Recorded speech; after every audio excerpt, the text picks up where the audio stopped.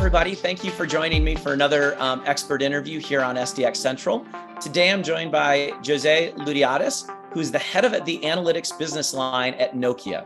In this role, she helps telcos leverage their data to streamline their operations, optimize their network, enhance customer experience, and develop new business models.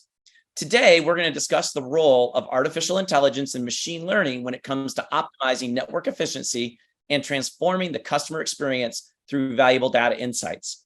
We'll also dig into how AI empowers communication service providers to unlock new revenue streams and solidify their position as industry innovators. With that, let's get started. Josee, when it comes to AI and ML, what are you hearing from customers? That's the number one thing that we're hearing about at SDX Central is what are people really doing? So I'd love to get your perspective on that before we go a little deeper. Absolutely. And just to set the stage, to talk about what are some of the challenges that our service providers are trying to target in the first place, and then how we're addressing them with AI/ML. So pretty well 4 things that are very consistent. So the first one is they want to be able to provide the best user experience that they can. They know that they have only so many ways of differentiating. So they really want to go after this and leverage all the data and everything that they have internally for being able to do that. The second one would be all around the energy costs. So as we know, all these energy costs have been rising. We feel it ourselves. So do the service providers. So they want to be able to put their data to work towards that as well. Another one would be monetizing. They've been investing in 5G, so they want to be able to find some ways to be able to make more money out of their investment. And then finally, automation. Do more with less. I think that seems to be a common theme for all of us these days. I think that we can all relate to it, can't we? And AI/ML comes to help on that front. So some of the things that we're seeing a lot of our service providers do is wanting to invest in making sure that their data layer is really well and ready to be able to be tapped into so that they can deliver the value. And in the past, it hasn't been. It was very much, let's take all the data and bring it into a cloud potentially. Let's put it all there, and then let's get the data scientists to go to town on it. That has not proven to be a particularly good and effective way of going forward, because there's a lot of searching what's there, what's not there, what does it mean, so there's a lot that needs to be done in order to make it valuable. So this is one of the things that I find our customers wanting to do. Secondly, they are looking at being able to centralize all of their AI/ML operations, as well as having a centralized place to be able to create all of their models. And then finally, in terms of use cases themselves, I would kind of separate them into 3 areas. One, which is about the experience, the prescriptions, like what is it that we should be doing to be able to enhance the experience. The other one is all sustainability, and then monetization. Those are really the topics that people want to talk to me about. Those sounds very similar themes. I'm really glad we're chatting today. And you brought up a really interesting point about data layer. And as somebody who's spent my entire day dealing with data layer issues, I can appreciate everything you just said. I'd like to, Ben, how do we tie that back to a CSP, right? And yeah. You mentioned they just throw the data into a cloud or into a great big database, which is pretty common. What do you see sort of as the prerequisites, or what is it that people should be doing so that they can drive adoption and they can integrate this into their workflows? I would say probably that, so one of the key things that we are doing now is more data mesh. So instead of trying to take all your data and bring it into a centralized place, which is undiscoverable, unusable, it's really about being able to take the data wherever it exists. So you don't need to bring it into some place, but you catalog it. So what is it that you have available? You're able to catalog it, describe it, making sure that it's available in different stages. It could be raw, it could be aggregated, it could be KPIs already pre-programmed into it.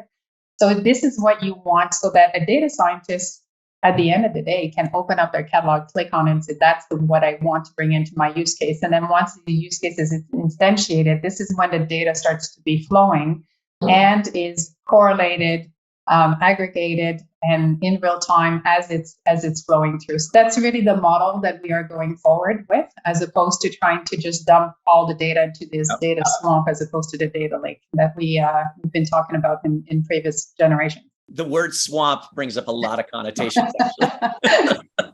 This is awesome. Well, maybe to tie this back to network efficiency, which is really what we're here to talk about today, right?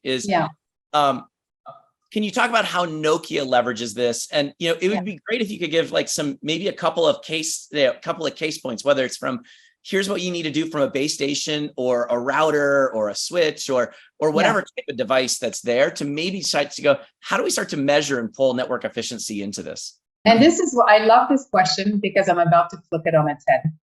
So what I am seeing a lot more now is less about the individual network element, like the routers, like the base stations and such, and really kind of looking at it from a business objective.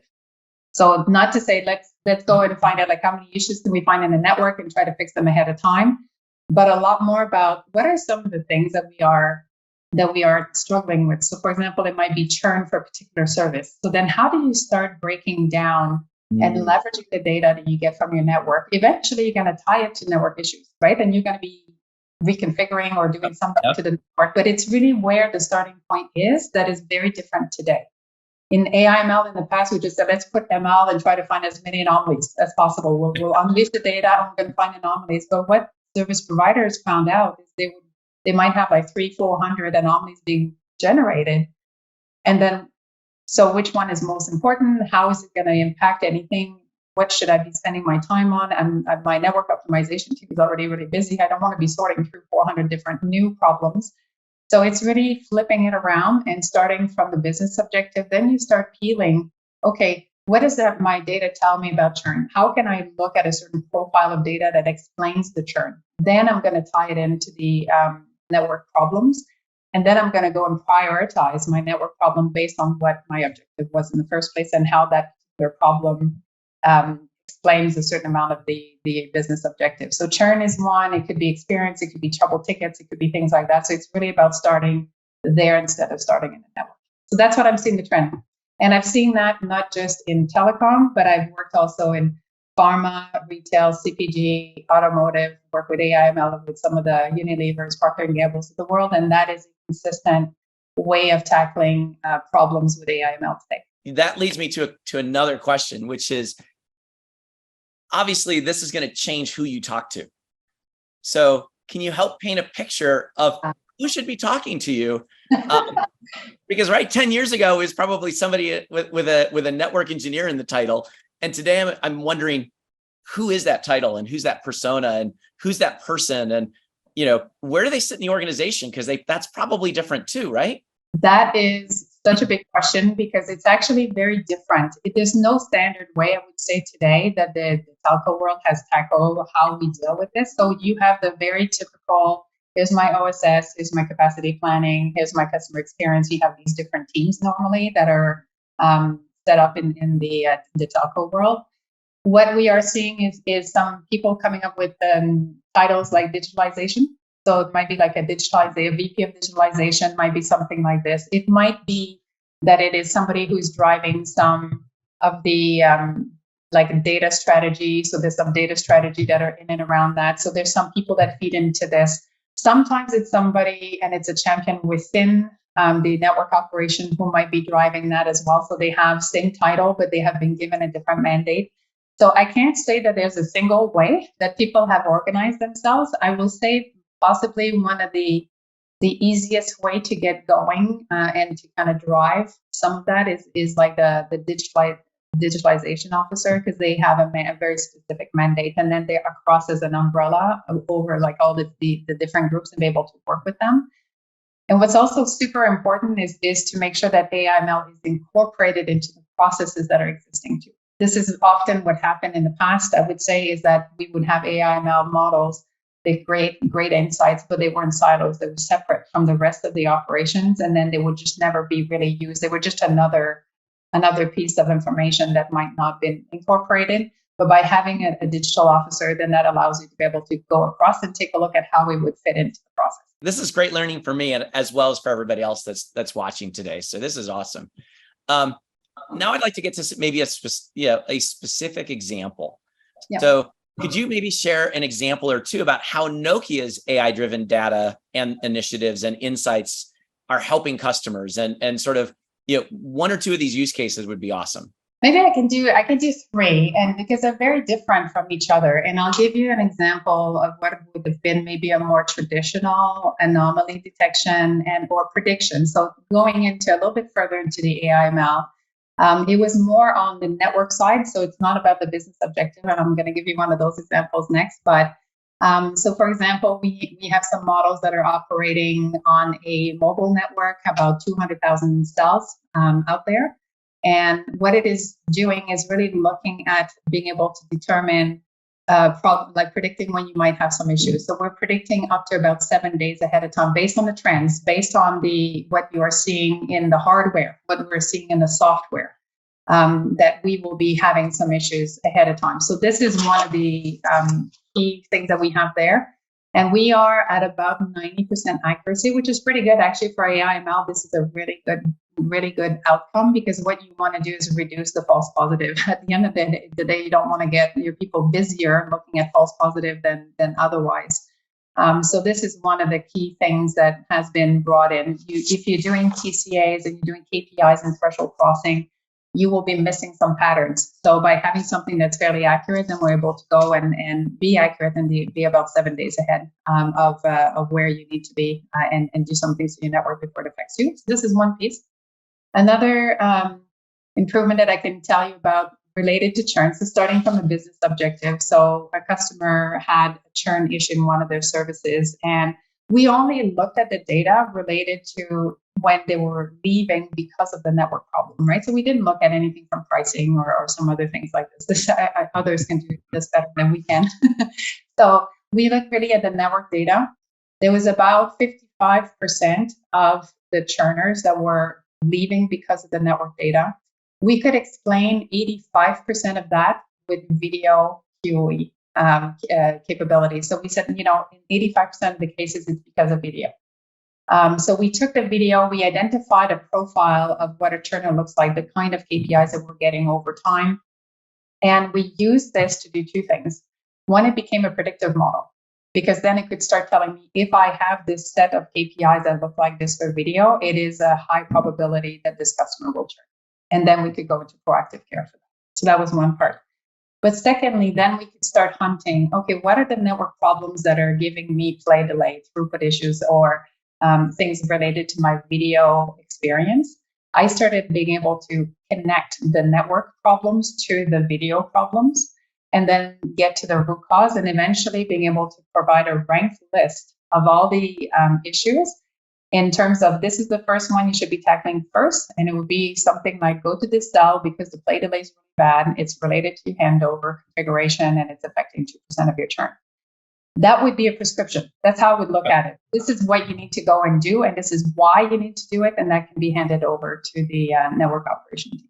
So that would be an example of how you would tackle your churn slowly but surely and systematically.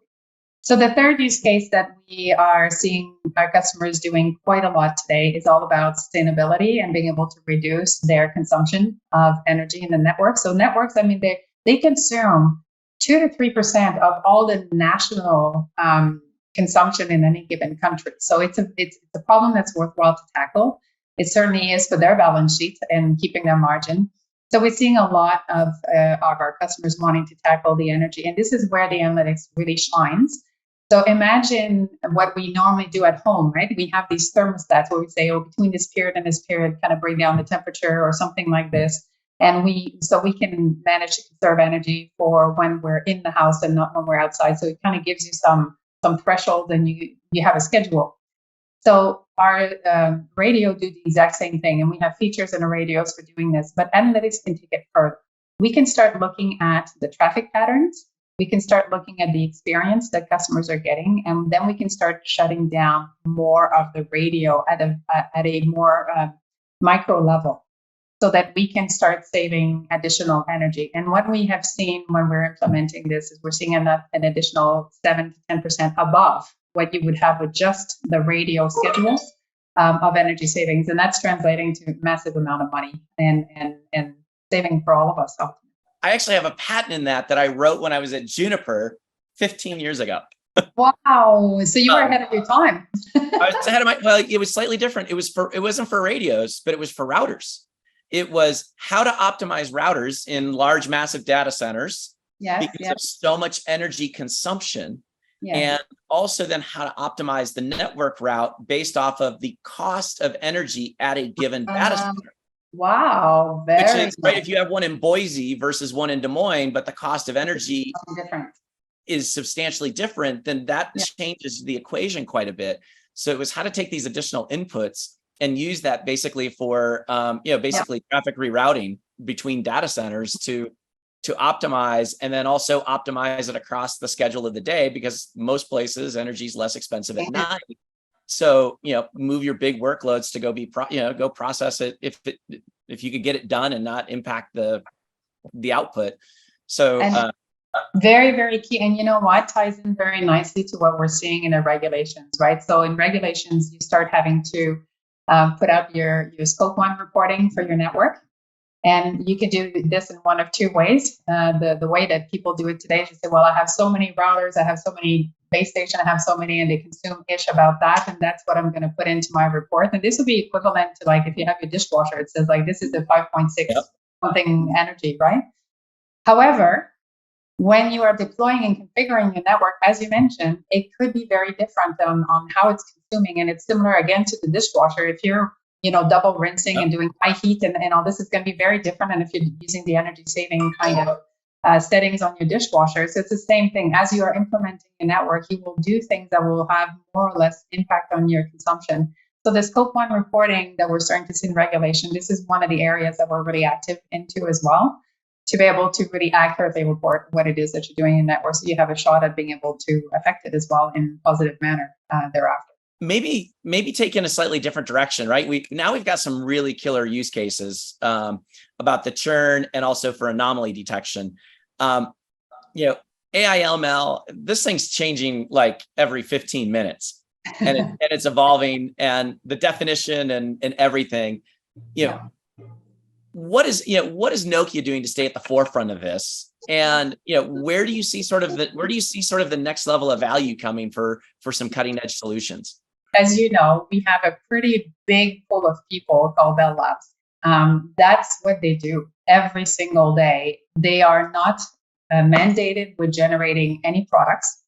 They're really looking at it from a pure technology standpoint. What's the state of the art? What's feasible? What are the big problems that need to be cracked that are not cracked yet? That's what they do all day long. And we work with them. So I come from the product team. So what we do is we bring to them, here are some of the major, really difficult problems that we're hearing from our customers. And we bring them to Bell Labs. They go, they work on this for a certain amount of time, and they come back to us. And it's that partnership that is really, really helpful, because it allows them to have the freedom to explore many different ways that you could be tackling something and leveraging everything that is around, and even what's in the academia. So they're very tied into academia as well. So that allows them to have this range, but to be grounded in reality and how it can be leveraged. And then they start working with us. Once they have something, then they start working with us on how we could productize it and bring it into the market. So I would say that's one of the big differentiator in ways that we stay ahead of things. What type of data do you have that's unique, right? Because it smells like, again, this is me not being an expert, but this smells like you have some pretty proprietary data to do some really cool training with your large language models that others can't.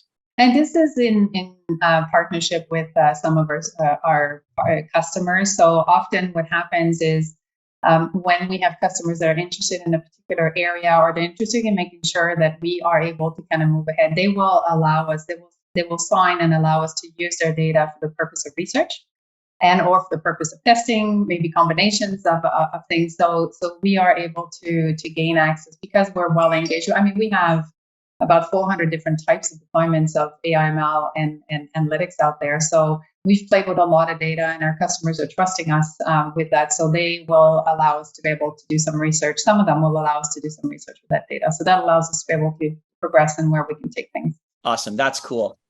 Last question for you. Want to paint the big picture for the future?